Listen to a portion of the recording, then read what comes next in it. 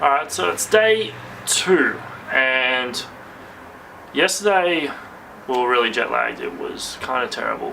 Jess was mostly in a pretty good mood about it. She had her moments. I was pretty stuffed, so about 5 o'clock in the afternoon I fell asleep, and after that I struggled to get awake. Well, we did some shopping. Jess spent a lot of money and wandered around shops a lot. But in saying that, there was nothing else I could think to do, and she really wanted to do it. So I was okay with it. So today we are we're going on a Jack the Ripper tour. I'm not too sure where it is. We have to look that up. We might go to the Tower of London, but I want to go to a pub, have a couple of drinks, have some fish and chips, I think. It'll really be good. The flight over was okay. I did take a sleeping pill. I hoped that would knock me out. It did for a little bit, but once I was woken up, I was screwed. So traveling with Jess has been very good so far, so I've enjoyed it. We haven't fought, sort of. No, we haven't fought. So it's been really good. Our room is tiny. You know what? It's all I could expect the price we paid for in the middle of London. We're right in Chelsea, which is sort of a hipstery, upper classy sort of nice area. So Oxford Street, according to Jess. I think it's more Newtown. It's a lot of hipster beards. Yeah, it's really good. I'll take you on a tour. So this is the apartment. So that's the front door, and then immediately after 2 foot of space, there's our bed. Yeah, so it's kind of good. There's the bathroom, and there is our kitchen.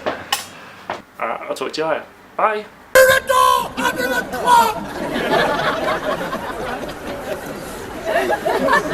I had a full head of hair before I started this job. Look what you've done.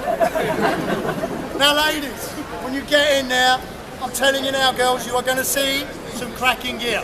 The likes of which I can confidently tell you ain't never seen before, ladies. The reason I can confidently tell you that is I happen to know there's one stone in there in particular. Keep your eyes open, girls, for the Cullinan Diamond, the Star of Africa. You're going to find it nestled securely in the head of the royal scepter. Here's a nice fact for you. It is by far the largest clean-cut diamond on Earth, weighing in at a mere 530.2 carats. Oh, that's a lie. Officially described. We just did a guided tour of the Tower of London. You like it? It was very funny. Yeah, funny. So what were we going to do? I really wanted to see all of the diamonds, and then I saw the line, and we're not doing that. So you're just going to have to buy it for me so I can see it. No? No. No. Alright, so what are we going to do now? You're going to take me on a guided tour. Okay. This is the Tower of London. The end. You're an asshole. We got roof seats for the Ripper tour, and we just found out that it's a bus tour and we get to sit down, and we prepared ourselves for walking. We're not going to have to do that anymore. Yeah. And in fact it was one of Queen Victoria's grandsons who was a prime suspect. His name was the Duke of Clarence, Prince Albert Victor. More about him when King Edward the Confessor was buried inside the Abbey, the very first monarch to be buried in a newly built church. Parliament buildings, just over there to your right.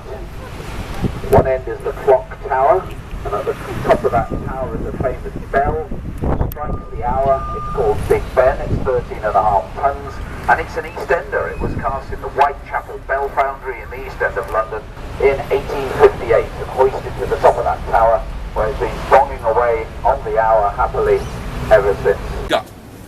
Cut open your belly, and there they would start to draw the guts out bit by bit, little by little, keeping the victim alive and conscious as long as they possibly could. Once the victim had passed on, they would then decapitate, chop off the head, chop off the limbs, and they would then slice the torso into 4 roughly equal parts, each part dipped in tar together with the head to save it from being eaten by the birds. It preserved it for a little while, you see. The building's still there, but it's a curry house, which isn't surprising in Brick Lane. For any of you who know Brick Lane, it's part of London's Bangla town. Just a short distance over there, the Bangladeshi community set. Having fun, baby? It's very interesting. Yeah. You look, And sometimes it's a little bit funny. yeah, sometimes. Sometimes. You're funny, huh? Stop. Ooh. That's how you run into someone.